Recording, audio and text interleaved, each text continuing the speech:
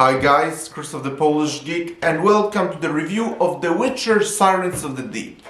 And what did I think of it? Well, I did react to the trailer, and I was saying that the underwater people look too much like an Aquaman ripoff than an actual Witcher story. So, what did I think about it?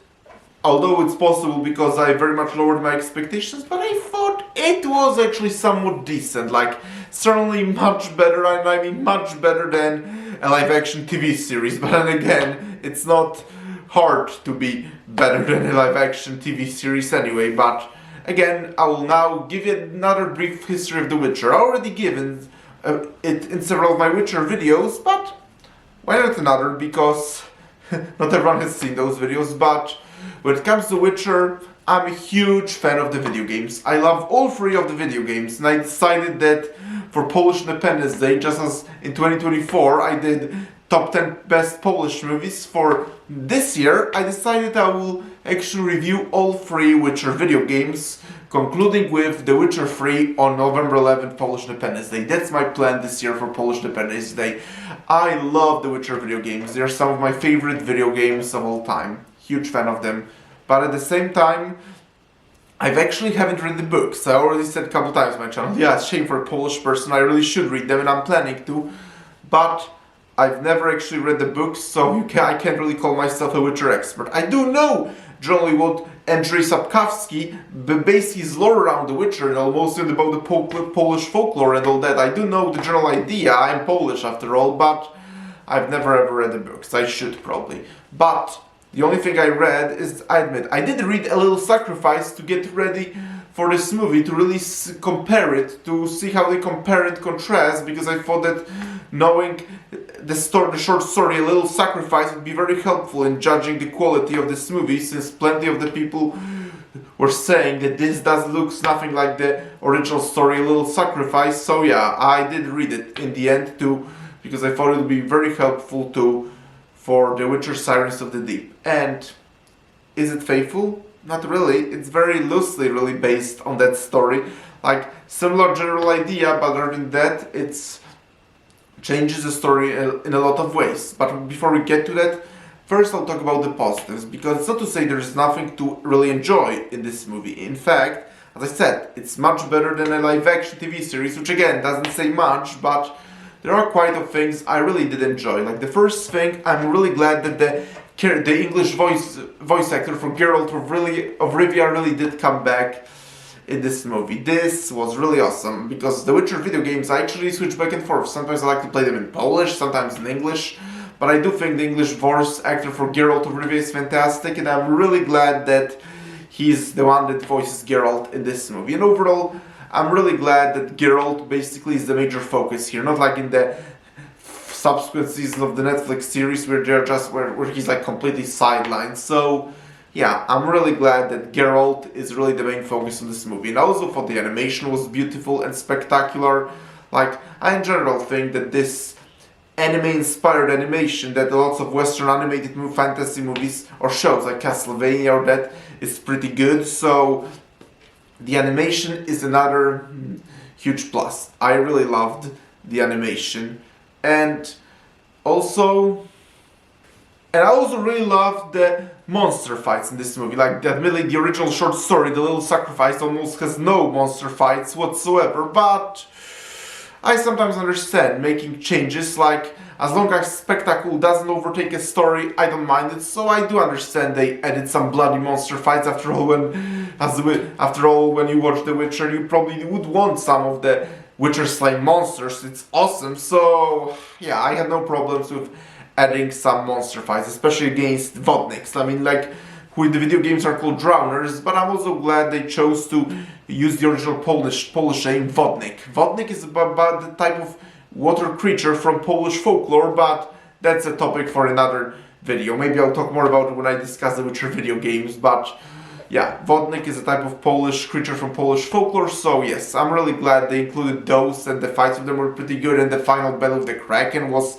spectacular, and the Kraken looked awesome. He looked, I mean she, because it was a she looked so sick, and yeah, I thought the final battle of the Kraken was really spectacular, and the Kraken looks sick, spectacular. Although, again, that wasn't in the book, but generally, as long as the spectacle doesn't detract from the story, I don't mind adding some bit of spectacle, and the inclusion of a fight with a giant Kraken as well as with drowners, vodniks, I don't mind. So, those are all the positives. One more thing I liked. I also did like the character of Essie Draven. Like, she was also in the short story, and she also had a romance with Geralt of Rivia, just as she did in this animated movie. And in both cases, it's more like about Geralt trying to get like his mind away from Yennefer, actually. And I will say, I'm glad the inclusion of that, because I really like that part in the book, and I'm glad that Essie Draven is mostly the same character she was in the short story, and I think she's a pretty cool character. Although there is one part also that kind of bothered me, because there's this young 15-year-old boy that she says her nephew, but I think it makes sense if he was just her little brother, because like he's 15, but she seems to be like she's like 20 or like in her early 20s. Like, it doesn't really make sense for her to have like a 15-year-old nephew at that age. Oh well, I guess I wish it was a little brother, but I guess I can look past things like that. But I'm glad that Essie Draven was a pretty cool character, just as she was in A Little Sacrifice. Although I admit, I think she was way better in a short story, but still. I'll talk about the biggest problem though I had with this movie, and this is not really a small problem. It's actually quite gigantic, and if it didn't have any other problems, it would really be enough to completely lower the quality of the movie, because this problem is really gigantic, and the biggest problem is the focus on the underwater kingdom. Like, ever since I've seen the images and even in the trailers, I was saying constantly, this isn't Aquaman, this is The Witcher. And yeah, like anytime the movie has been focusing on the underwater kingdom, I was completely forgetting I was even watching a Witcher story. Like, this literally felt more like an Aquaman DC story, not really The Witcher, because in the original book, The Little Sacrifice, the underwater kingdom is never actually seen. Quite the opposite. Like, it has this Lovecraftian feel to it. It's like the whole mystery, the unknown, and it adds so much mystery, intrigue to the story, and makes this underwater kingdom feel so, as a Lovecraftian, otherworldly. But sure, maybe they wanted to give like more focus on the underwater kingdom and give more context, maybe give the mermaid some more character development, but as a result, it also completely takes you out of the story and makes you forget you're watching the Witcher movie. Like, as I said, the underwater kingdom shouldn't be shown. Like, it should have this otherworldly Lovecraftian feel to it, like in the book. And as I said, I don't mind changes as long as they very much serve the medium, but this doesn't serve the medium. As I said, it completely takes you out of the experience and makes you forget you're watching The Witcher, not Aquaman, not The Little Mermaid, The Witcher! Honestly, it feels like just someone basically just read a summary of a story, A Little Sacrifice, and then they just decided to like use a general outline of the story and then to create something they themselves, a tale they themselves wanna tell, like without much understanding of the source material. Again, I already said there were good things about this animated movie actually, and I didn't mind at the inclusion of a monster fight or the Kraken fight for that matter, because adding a little bit of spectacle to an animated medium like that actually serves well this animated medium. But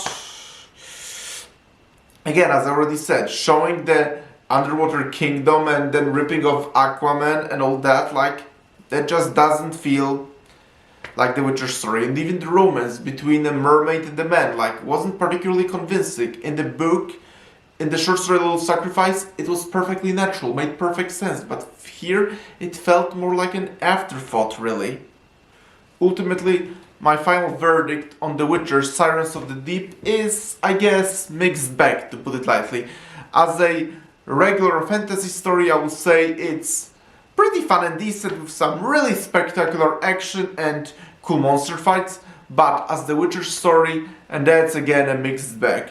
Because The Witcher himself, Geralt of Rivia, I would say he's honored, and I'm glad the story mostly focused on him, and he was very much the same badass that we knew from the video games, and maybe the fans from the books too, although I haven't read the books, but certainly from it very much did feel like the Geralt of Rivia from the video games. So the character himself, I say, was honored, but the actual setting, I have to say, no, not so much, because the whole Underwater Kingdom was completely taking you out of the experience. So I guess Geralt of Rivia is cool, but the actual adaptation and the setting of The Witcher, not so much. So I guess, again, it's still probably much better than the War of the Rohirrim, but that's not saying much.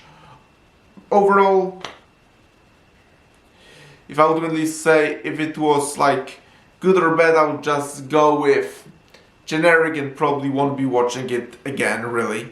But it's certainly nowhere near as insulting as War of the Rohirrim was to Lord of the Rings universe, or the live-action Witcher, or the live-action Witcher for that matter. So I guess that's the credit I can give. But thank you all of you for checking out this video. Press the like button, please subscribe to this channel, and I will talk to you soon in another video.